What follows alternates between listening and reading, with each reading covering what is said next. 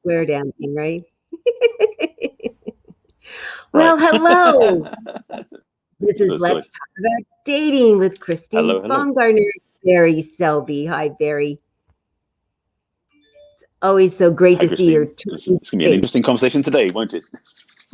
As always, Thank you. yes, Likewise. no, this is a subject I enjoy talking about and teaching, and you do as well, because it is, I think there's lots of misunderstandings about when and how to talk about sex when you're first getting to know somebody and first starting to date and, starting to consider, well, maybe we might want to get more physical. And how do you talk Hmm. about it as adults, and not feel And where did as and uncomfortable? everything leads up to it. Oh yeah. Oh, it's. I mean, this could be like a 5-part series. There's so many pieces we could talk about.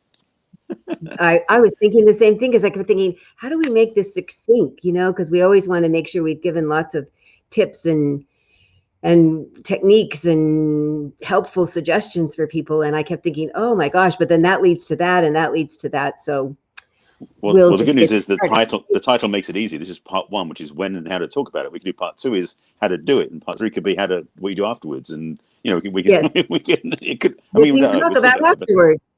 right, how do you stay awake afterwards for the men? Yes, because we like that cuddle time, we ladies. We Right. really do. Yeah. It's Yeah. very Anyway, important. but we're getting ahead of ourselves. Yes. It is part of what you talk about a little bit about what you want and need and what typically you do True. and don't do. It's true.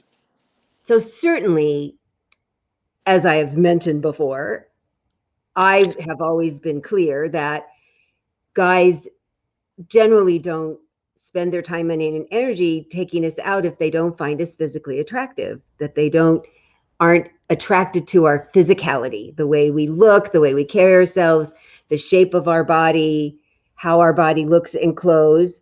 I mean, you pay attention to that. That's a Hmm. very important part of being a man, right? Absolutely. Yeah.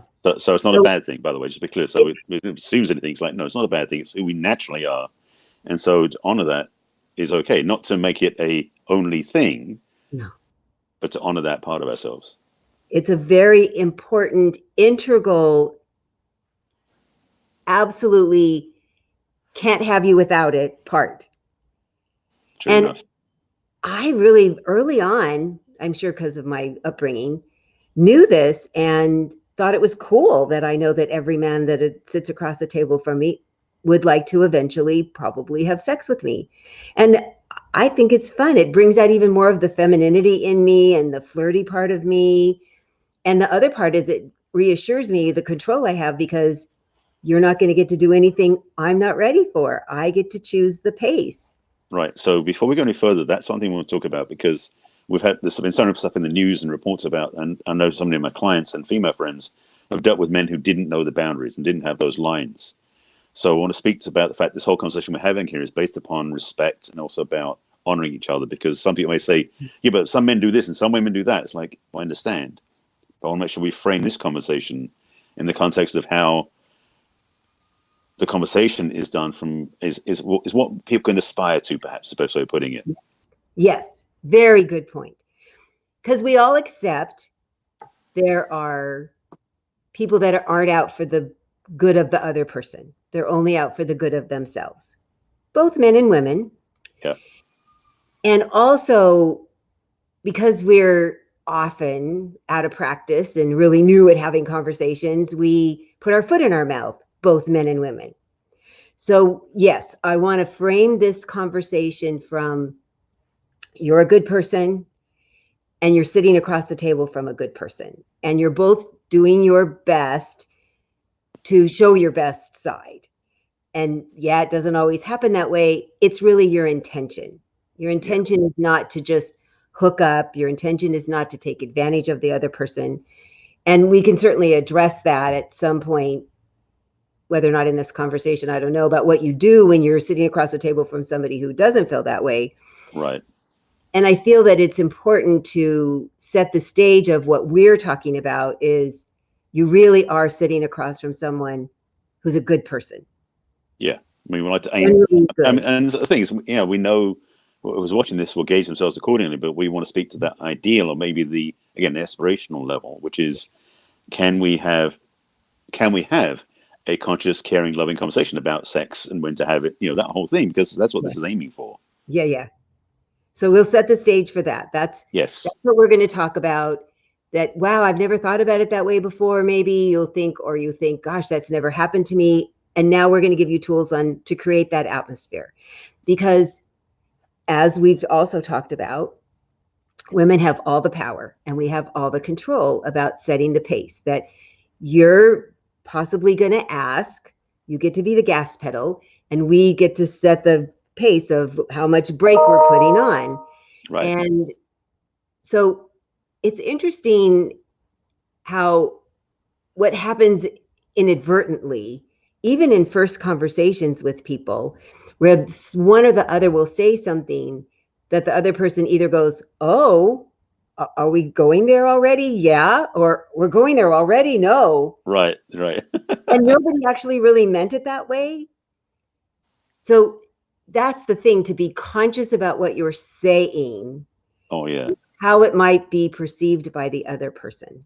And that's the thing. I mean, there's so much that we could play with in the area of like innuendo and double entendre and everything else. Yeah. But it's like, are you doing that intentionally because that's your single focus? Because for men watching this, it's like, we do have sometimes a singular focus, just to be transparent about it. It may be, and they say about, I think there's some parallels about how a way to a woman's heart is through the way to a woman's heart is through her mind, or the way to a man's heart is through his loins, something like that.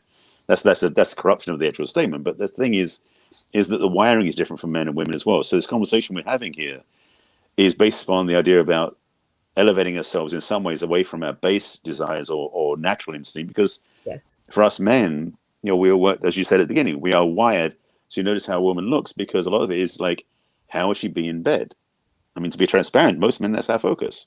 Yes, we want to have a long-term relationship, but one of the big cornerstones of that for us is the physical companionship. How she looks to us is going to be vital. Yes. I just got an agreement there from your cat. Yes, even Sammy says, yes, I agree with that. Christine talks about it all the time. I hear this frequently. Thank you, Sam. So, yes, you got from the other male the male I live with, you get confirmation that he agrees wholeheartedly, I guess. So I think one of the challenges for women is to realize that, to just accept that, to just know, because I think it's lovely. I'm fine with it. I know this about men, and I would like you to be that way. I don't want you to be a different way. I want you to desire me. I want you to think about how fun it would be to be naked. My preference as a woman there we go. To have you not say that right away. Yes, that's the thing. Don't say it right away. No, that's the key about the when, is it really has got to be timed. Because and also part of it is recognizing how women have those times when they feel more in the mood and when they don't. Yes. More so. I mean, we do too, but not as much as we're more flexible, should we say, or more, or maybe we're just more single focused. Yeah, more available. So, exactly. So the idea about that's why the when conversation for men is important, because we may not recognize that there is a good time and a bad time to talk about this. Mm-hmm. So something the ladies can do is also can make sometimes a hint or a space to say, now's a good time to talk about it. Yeah.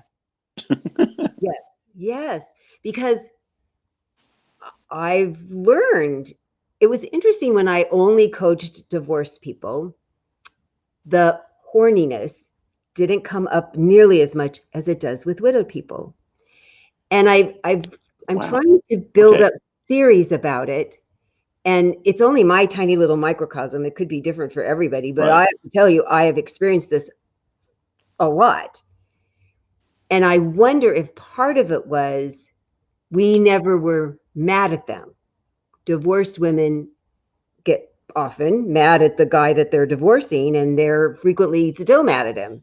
Mm-hmm. So there's a little bit of that still there. And most of the time, not always, but a high percentage of widowed people were madly in love, were looking forward to a future. The last thing they wanted was for their spouse to be gone. Oh, yeah. And they were still having this juicy, wonderful, regular sexual experience in their life, and they miss it. Right. It doesn't go away. And the other piece that happens frequently that's a really difference between men and women, you could be really pissed with us, you could still have sex with us. I mean, that wouldn't necessarily stop you. I like Right. that That's, you're yeah. They don't exclude each other. not usually. Usually for women, when we're mad at you, one of the first things we do is we pull back physically. We pull our personage away from you. We stop talking to you. Hmm? And the last thing we want is for you to come near us and touch Right. us physically. I mean, like, oh no, ick, ick, ick, ick, ick, which is kind of sad because that can often fix a lot of stuff, but Right. that's not how we think. So the last thing you want to do on a date is to make us uncomfortable, because that's going to have us back up physically Yeah. and emotionally and mentally. And then we have to think about being on guard, and we have to think about, are you dangerous? And wow, now we have to worry about that. And we're not going to feel receptive and feminine and wanting to get close to you. We're not going to want to lean into you if you make us uncomfortable. And too early of a sexual conversation, innuendo, alluding is one of the first things that'll make us back up, Right. which is so counterproductive of what you want to get closer to us. And this is going to make us back up. And that's, of course, a lesson we don't learn very well because we keep doing it. Yes, sadly, yes. But the other part, then one part of it also is, and talking about the when and how to talk about it, but also there's the actions that support that, which is also how we are in terms of intimacy before we get to that point. And let's make this clear before we start. Intimacy does not mean sex. No. But the intimate acts that a man, when he's on a date with a woman, is that he can do things that can open the space to make her feel, one, to be safe, Yes. and secondly, to feel excited by his presence that isn't Yes. scary or negative. Yes. Because you said it's like, that if we're too overt, too blunt, you'll just shut down and pull away and say, no, thank you. But if we do things like physical touch safely and respectfully, not just like, you don't grab a boob or something. It's about like, well, I'm just saying, because I mean, touch, I love it. like, to reach out to take a hand. Yes. Or to put your hand on the small of the back when you go into the door to like feel that support. Something Yes. we can do as men is act like is one of my passions. Act like a gentleman, to hold her chair, to help her on with the coat, to open the door for her. Yes. There's things that earn respect from the woman because Yes. we do things that are respectful. Yes. So that's one part of it. And makes us lean in. Exactly. Makes us want to get closer to you. Makes us feel safe with you because you've engaged with us verbally, ask interesting questions. We really like that a lot. So that there's a dialogue that goes back and forth that makes us feel comfortable about what the things we're passionate about, and their kids or our grandkids or our pets or our hobbies that you share about you, but then you also ask us about us, because that is very intimate. It's very intimate to ask an inquiring question personally about us, me, and my interests and the things that are important to me. And it makes me definitely lean in and start. If I have any guards up, it will let them down. If I don't have any guards up, it just makes me feel more forthcoming towards you. So this is the kind of conversation it's really important to have with a lady the first couple times, to show your interest and to make her feel, oh, he is a good guy. Oh, I am happy to be closer to him. I'll feel more emotionally closer, more mentally closer. And then I tell women that if you are starting to feel that with him, touch him. Oh, that's such a good point. Touch his arm. Oh, wow, that you're so funny. Touch his hand. Yeah. Give him the indication that you're feeling physically safe with him and that it's okay for him to reciprocate. So I'll be my little transparent self. And I met a new guy yesterday. Oh. And I did. It was very fun. We had lunch and he did all these things. He knew how to do all these things. Good. And I touched him a couple of times. So as the lunch was concluding, he ended up taking my hand in his two hands and he stared in my eyes and he said, "It's really been such a pleasure to talk to you." And I was like, wow, that was really nice. I really liked it a lot. Good. So, and because also it's the first time we get to say, How do I feel when he touches me? How do I feel when I touch him? Mm-hmm. How is that exchange feeling? Do I feel good energy, bad energy? Do I feel comfortable? Do I feel uncomfortable? Is there something I pick up, my little spidey sense, He that says, goes, yes, whoa, or go, yes, no, exactly. Yeah, yes, yeah. yeah. And the more we pay attention to that, the more relaxed we can stay, the more we pay attention to that, the more accurate our interactions are going to be, because we know if we pay attention, right? Look at you. Yeah. Oh, it's like the radar is so clear, it's so obvious. And the thing also is, because we haven't got to the kiss part yet, because that's another step in the journey. Yes. But that level of having intimacy on a level of just touch. Oh, I'm backing up again because I'm realizing something you dropped in there, so great nuggets. One thing I heard from quite a lot of female clients and some female friends is when the guy basically is basically thinking that he's being more open by sharing everything about himself and not asking you any questions. Yes. Wrong choice. Yeah. Yeah. Because the thing is there's such a common thing that men think is that basically the more they talk about themselves, the more open they're going to appear and more receptive they're Yes. going to be. It's like Yes. yes and no. Yes. It's Yes. like, And because like, yes, you want to talk more about yourself, great, but do it in segments interwoven with finding out yeah. about her. It's like it's the Yeah. thing about occupying enough space where you both have equal time on the microphone, so to speak. Yes. Yes. Very important. And that's when you have the space to ask her about the things about her that she can have a chance to share. So I will tell you, a week and a half before, I had lunch with a man who did just that. Aha. Yeah. He was nervous. I was his very first person he had gone out with since his wife had died of 50 years. Wow. And I expected it. I would have been surprised if he hadn't, Right. because that's such a normal, natural reaction. I remember the first couple of times I went out, and I get nervous. I talk even more, hard to believe, but I really do. I'm not saying anything. I call myself out about it because it's one of the things I know I do when I'm Right. nervous. Yeah. Don't sit next to me on an airplane, because I'm kind of a nervous flyer. And those people that put up their do not disturb, I'm like, okay, I'm going to go talk to the flight attendant then, because I have to talk to somebody. Yeah, my husband would just go to sleep. It was not helpful. So I go talk to the flight attendant. And I didn't get upset, and it wasn't a problem. There were other things that we discovered we were not a match about. Mm-hmm. And I said, would you like a little feedback? Because I don't want to come be a coach. That's not what I want to ever be on a date. From a woman's perspective, this is one of the biggest complaints women have. And men don't know this, and they think they're doing a really good job talking about, and what he said was interesting. He'd had a very interesting life. He had very interesting jobs. He told me how his wife had passed away. And I was very interested hearing all of that. It's just, there wasn't much, even though I'm really skilled at trying to zing in there wasn't a lot of room. And I would have gone out with him a second time in spite of that, because I understand if there had been more things that we had in common. Yeah.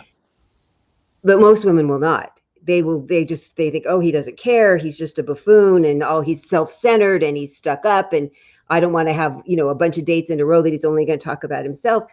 And it's so not intentional. Mm-hmm. You so don't mean to do it that way. No, You mean to draw us in because you want us to get to know you. yeah, absolutely. And it's interesting is that fact is when we do something, we expect a result, we get a whole different result than we expected. Yes.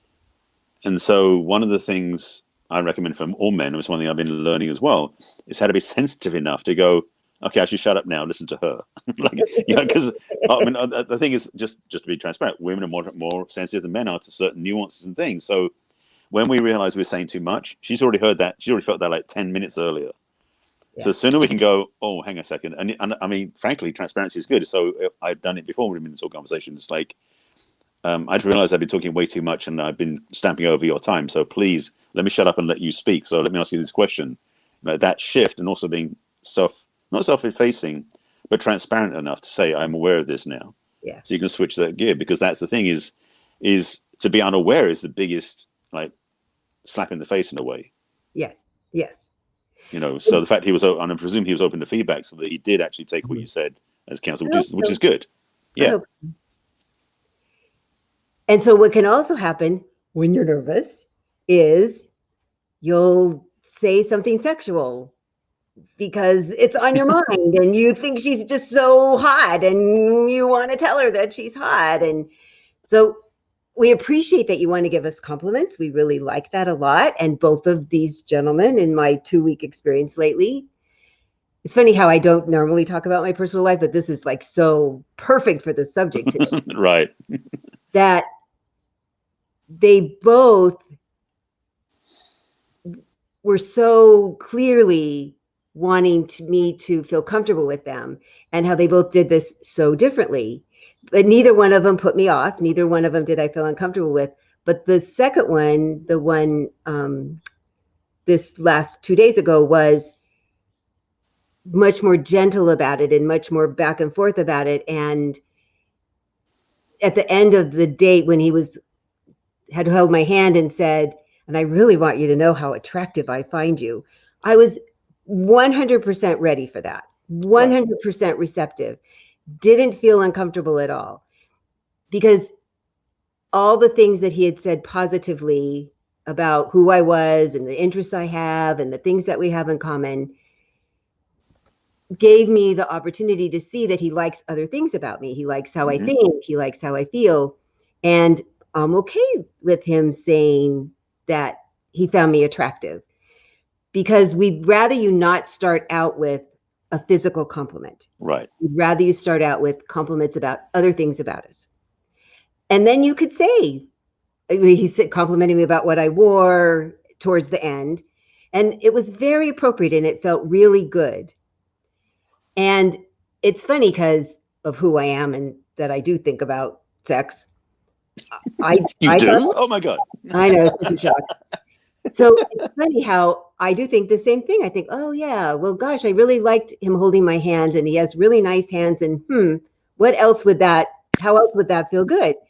Because my mind could go there because I felt really safe. That's the key. Mm-hmm. Yes, the safety.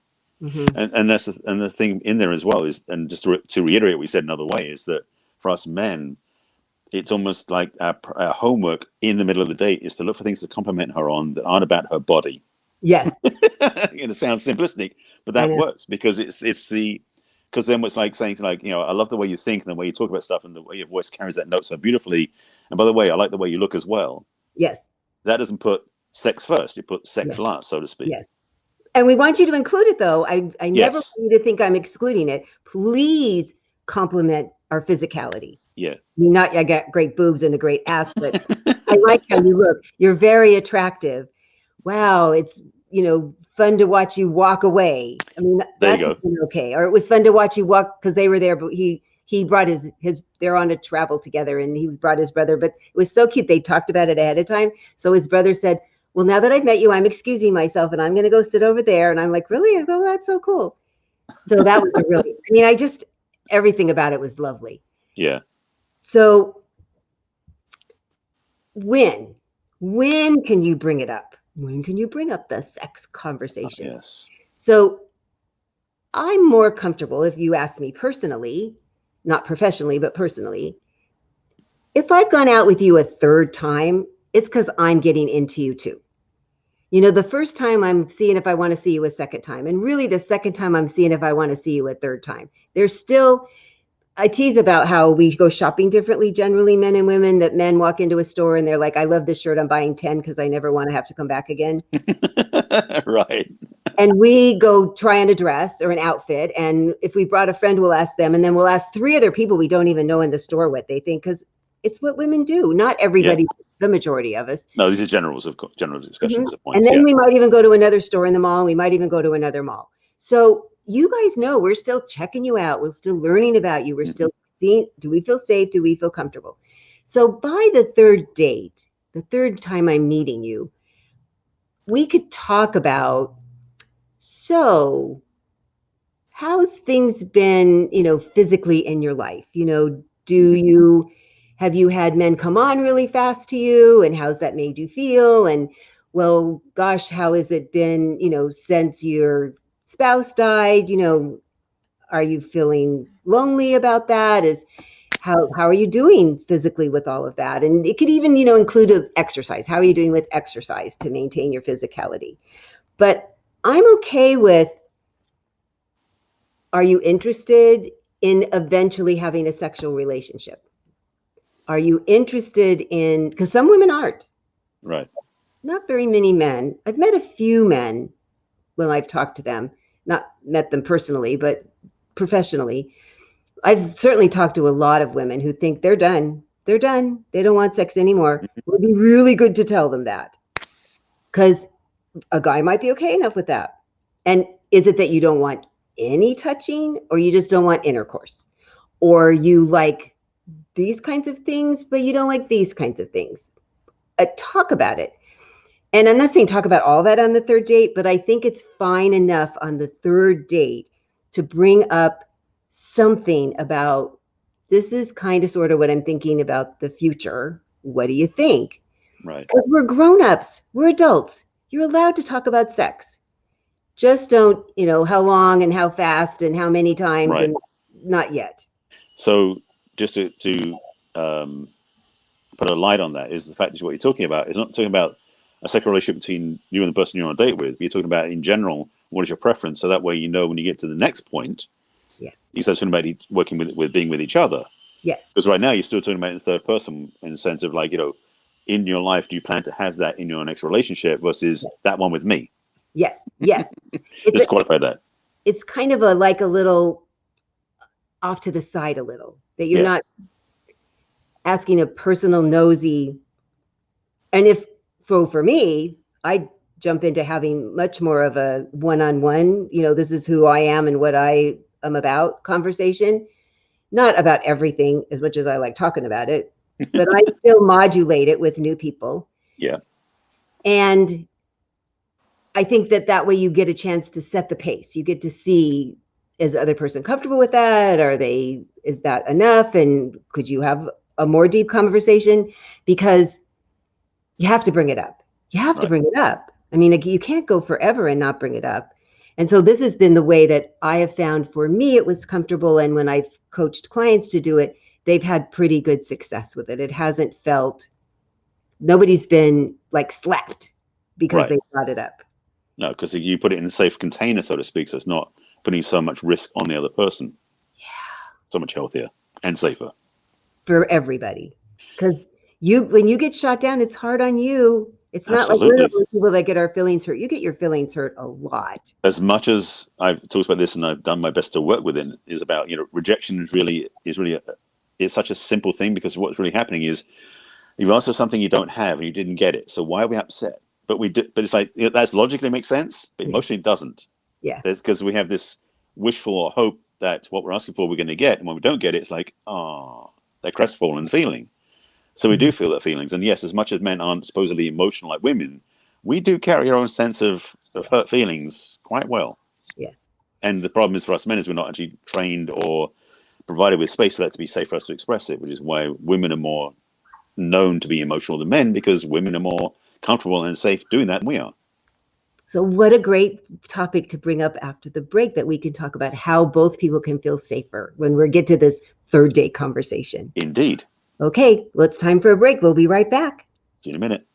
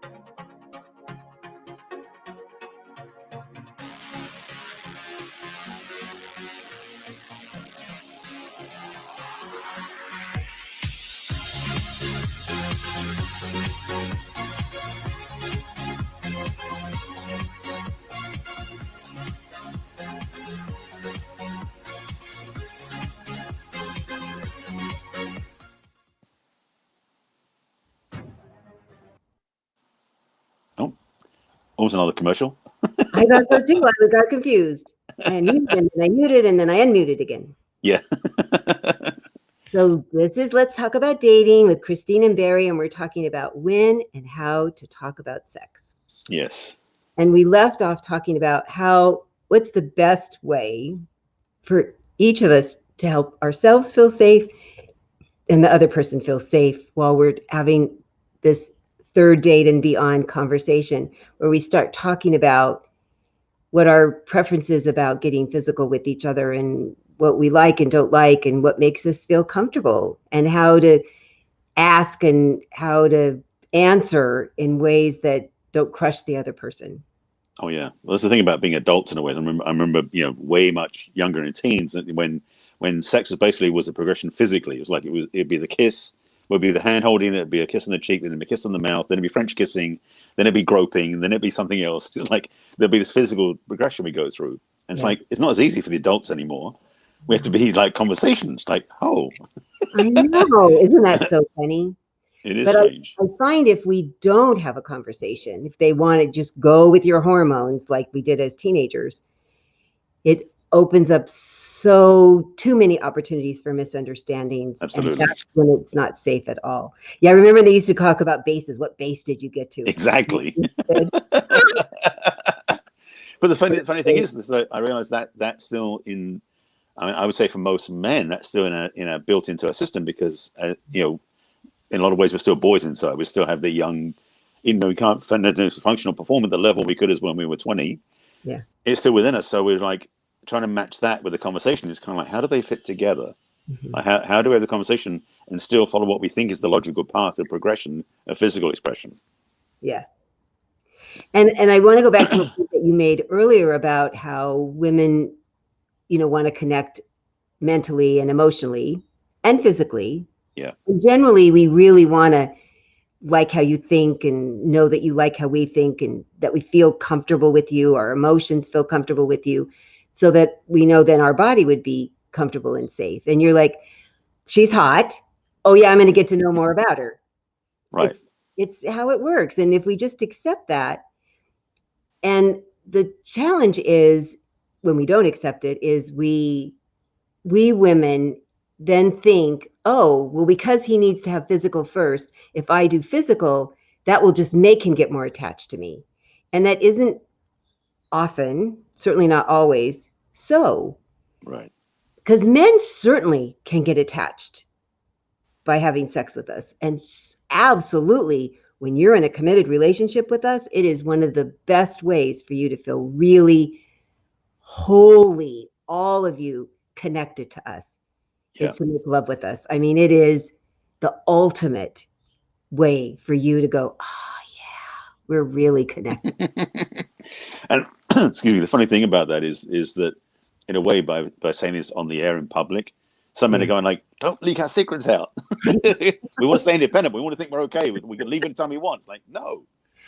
We have the same. I mean, I know that there's. I mean, this is John Gray's work about how we oxytocin and the way that women will bond through sex. Yeah, we have a level of that too as men. Not quite as strong necessarily as women do, but we have that too. But it's also the sense that that isn't necessarily what's in charge. No. But it's really hard to work with if you don't understand it. Very much. Very much. So saying it out loud is really important, even though it's letting out some secrets. So because of that, half knowing is how it feels to me without really knowing all of it. We women think that by having sex with you, you will care more for us. And it's not necessarily so if it's too early. Right. I have had so many experiences where I've talked to women who had sex early and then the guy didn't end up caring about them and they were just crushed. And then I've had others where they've waited, which is what I did, and the guy got very attached.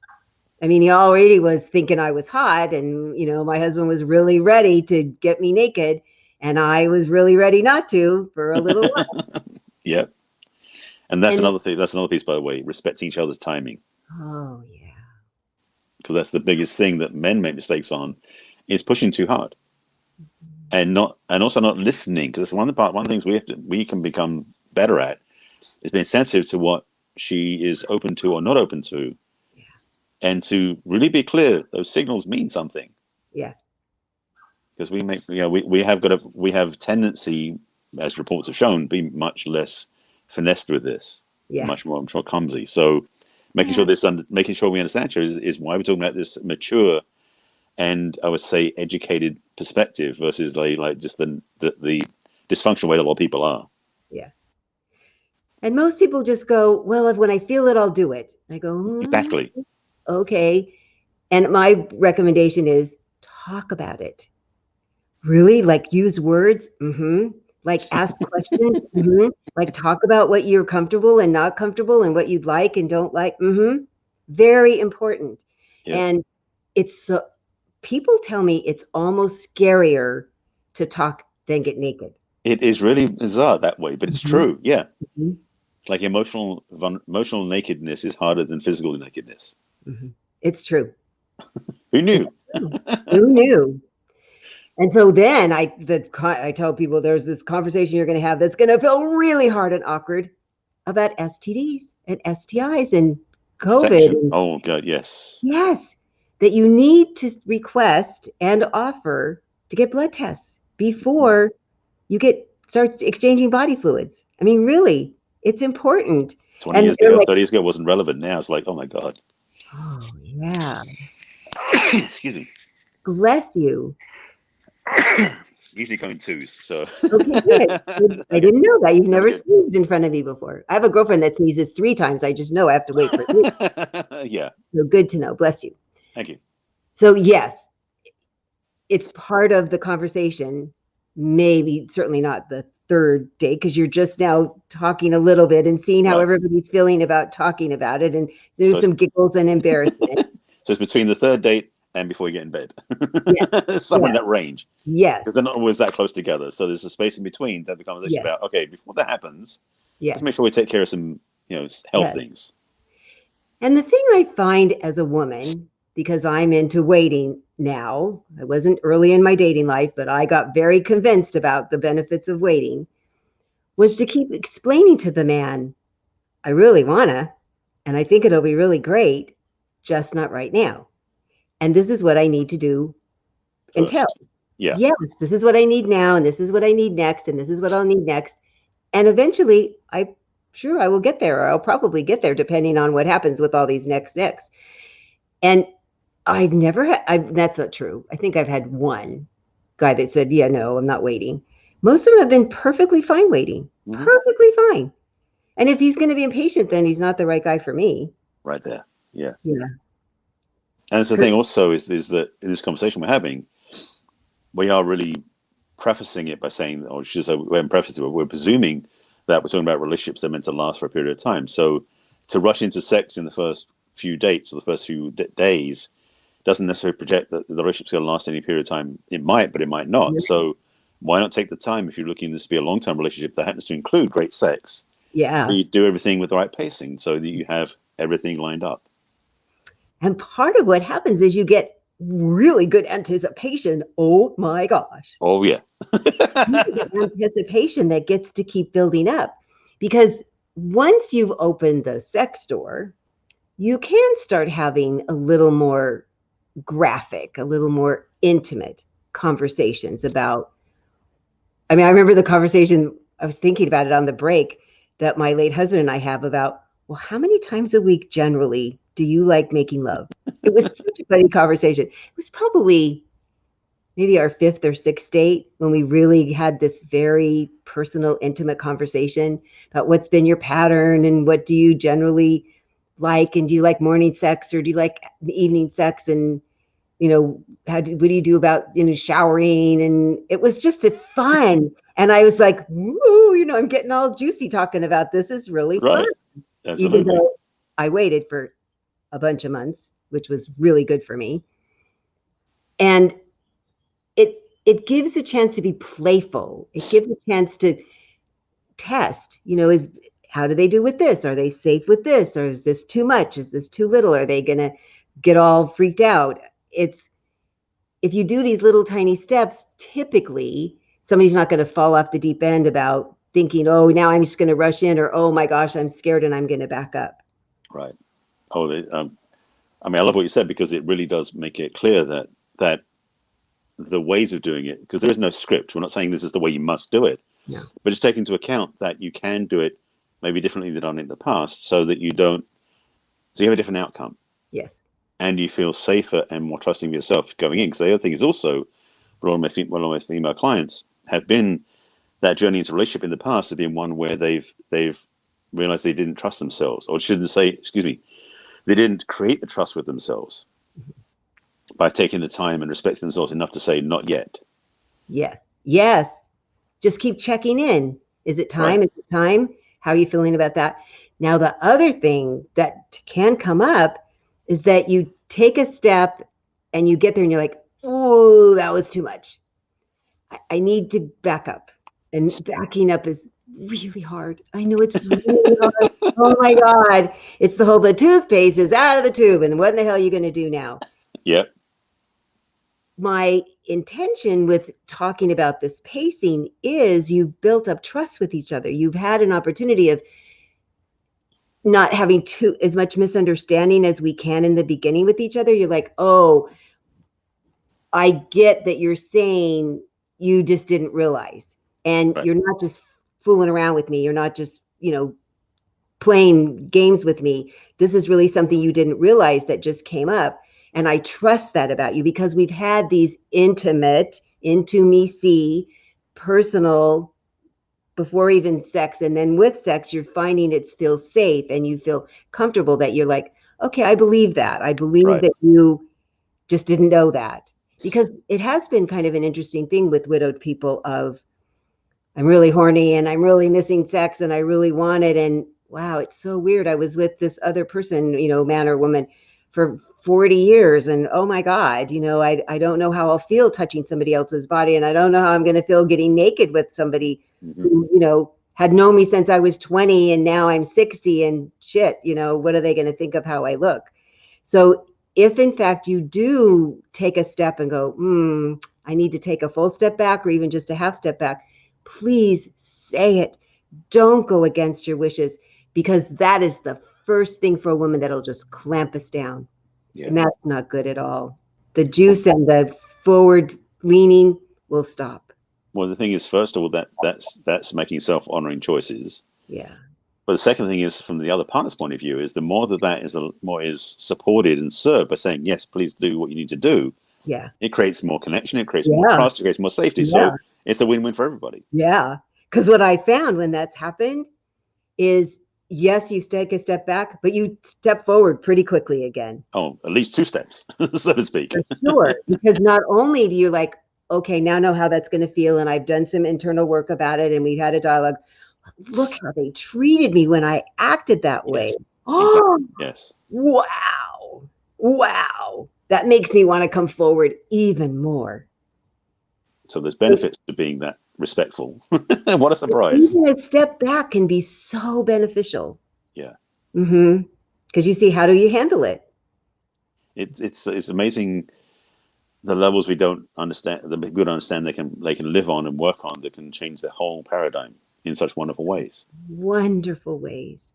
And certainly for me, the more comfortable, the more connected, the more honored I am of myself, the more honored I feel by the other person, the more open I feel about, I could just say anything. I could ask for anything. Slow, fast. I've learned this over time. It makes the whole experience of lovemaking even better, because it's our bodies and our mind and our emotion are so open then. If we're all busy worrying about, am I safe? The guards don't let the enjoyment, certainly for women, happen as much. It's like, how do you function when you're so busy, distracted by everything that's not working? Yes. The more safe and the more comfortable, the more open and more relaxed you are, for women I know especially, then the more freedom they have to enjoy being in the sexual experience. Oh, yes. Because it's funny how there are so many things on Facebook that talk about how you have to make love to our mind first, but it is the truth. It is the truth. Foreplay starts with making us feel comfortable first, honored second, and then turned on, which turning on happens when you're like, God, look how sexy you are. And wow, I just love looking at you. And wow, you smell really good. And wow, I just love kissing you. And we're like, okay. But the preference, engaged. But the foreplay is almost the preference of that. Which is the thing is, that's the whole thing, the joke about how men don't know about foreplay, women need foreplay. It's like, foreplay is not just what you do in bed to get the juices flowing. It's about everything you do to create the safe container for that as well. Yeah. So he said, so foreplay begins with the mind. That's simple. Yep. I told you my husband would send me texts during the day. I'd be ready when he showed up. Showered, perfumed, naked in bed. Every time I got those texts, because I was like, okay, you warmed me up. The warmed up all day. So this piece you're talking about now is once you're in the established relationship, you already had that experience. So that's the thing is that another part too. All we're talking about, I've been talking about really during this conversation, is what happens before the first time with a new partner. Yeah. So obviously that changes once you have an established relationship. Yeah. But at the same time, and I want to hammer this point home, is that even for us men, when we're in a long-term relationship with a woman, who've been in a relationship for a long time, it's still important to maintain those safety and trust and places of containers. Yeah. So that she can always be playful and joyful. Because if we vacate that role, it can really mess up the relationship without even realizing we're doing it. Yeah. So it's more for us men to be present to what we are creating with our partner all the time, so that when we're in bed with her, that we know we've done our job, our role, our responsibility as a masculine partner, to make her feel safe and comfortable and excited and all those things. Yeah. So even those I know they talk about the people want to do kinky stuff and play with other things, there's always a container of safety overarching that piece. Oh, has to be safe. Oh my gosh. I mean, I have friends who are in the BDSM arena. Yeah. The letters. you know what I meant. Yeah. Yeah. And they always talk about the safe word, and that you're with somebody you trust, or more people, but you trust everybody. You have to trust them. Yeah. I mean, really, because it's a complete give up of your control, or you're in control and they have to trust you that you are going to be safe with them. Yeah. Yeah. Oh yeah. We're so going to have a conversation. It's really important about where's your comfort zone, and what are you willing to try, and what are you willing to explore, and then what do you say when no, I can't do anymore, this isn't for me. So yeah, as you talked about, we could certainly have a series as we progress. And so with that theme in mind of when you're having these early conversations, to be really clear about, well, yeah, that does make me uncomfortable. And why does that make me uncomfortable? Is it me? Is it them? What do I need to do work about me? Maybe you've had a bad experience that you need to go have some therapy or coaching about. And maybe it is that they've overstepped a bound and they didn't realize that you had that boundary, and you need, oh gosh, I do have this boundary that I'm not ready to talk about that yet. I'm not ready to go there yet. I could have this kind of a conversation though. And it's such a good muscle to exercise about, well, what do you need and want? What is important to you? What makes you comfortable and what doesn't? And then tell the other person, tell them. It's like, it's funny because I'm stepping back and just doing an overarching view of our conversation. It sounds so simple again. Most of our topics feel that way. You look back, it's like, that was so simple. But the recognition is that these are things that we don't get taught. And so I like to think that what we're presenting in our shows, our conversations, are educational to the point where people go, oh, this is so easy now. Yeah, it's funny how many people go, oh, I knew that. Do you do it? No, right. Okay. Now you can do it. That's the next step, because now you have some steps to use to go do this thing that you say, oh, I know that, and I can see why that's a good idea. Well, now you have some ways to take little baby steps. Exactly. Yeah. So, gosh, Barry and I are both going to talk to you about sex in so many different ways. And so we'll tell you how we talked. Oh, yeah. Such a fun subject. Never get tired of it at all. No. No. So much to learn. Oh, my class. It's the reason I keep sticking with my human sexuality college class. So There you go. if you would like to talk to me about any challenges you're having with a current relationship or something you hope to have different in the future, the way to reach out to me is through my website, which is www.theperfectcatch.com, or you can send me an email at christine@theperfectcatch.com. And on my website, it's new. It's now at the bottom. Oh, you change things. Not my choice. To click on the bottom to have a conversation with me. That's what's holding you back from love. And then you can reach me on all the social media platforms of Facebook and Twitter and Pinterest and LinkedIn and Instagram. And YouTube? Did you use YouTube? On YouTube. Oh no, I forgot. Yes, for so many reasons, I need you, Barry, and that's one of the big ones. That's the big one? The big one. YouTube is the big one. Okay. I get a lot. Right. So, and tell them how they can reach you, Barry, please. Certainly. So my access is easy. I guess the way to find me is easier because my website is my name. So barryselby.com is my site. Email is barry@barryselby.com. My website is still the same one, although mine's changing soon as well. That's in progression, so that's coming soon. Coming attractions. Yeah. On my website, at the top in the navigation, there's a link that says "Let's Chat." If you click on that, we can have a conversation. So it can really help you navigate where you're going, what you're looking for, and if you want to work together. Because frankly, it's a two-way conversation. Also on social media, on my website, also my book and my signature program and everything else as well. You can check out my website. Please join my mailing list if you want to. There's a place to sign up for my free emails, and there's a video series there as well.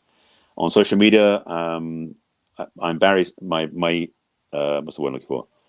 My identification, my what's it, username, or what do you call it? I've just lost track of that one. It's Barry Selby on YouTube, Twitter, LinkedIn, Pinterest.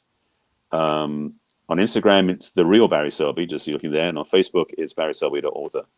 That should be all of them, I think. Maybe I did right. Yeah. So, yeah. So April Fool's Day, April 1st, we're not going to be broadcasting. It's not a joke. Right. Next Thursday, yes. Yes, we're taking a week off. But in 2 weeks, seems like we might be talking about sex again. It's quite possible. I think so. It's a full, rich subject with lots and lots of layers. So absolutely, I'm thinking that might be. So hold on. You can hold yourself for 2 weeks waiting for us to talk about sex again.